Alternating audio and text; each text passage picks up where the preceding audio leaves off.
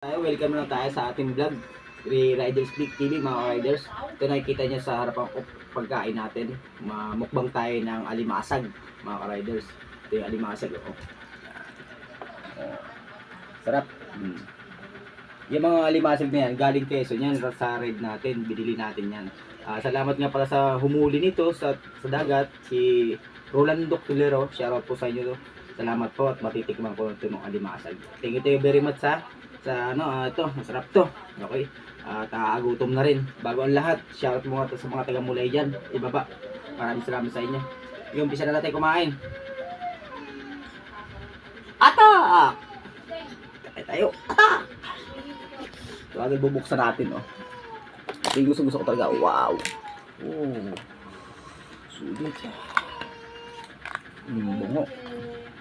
Sarap. Oh.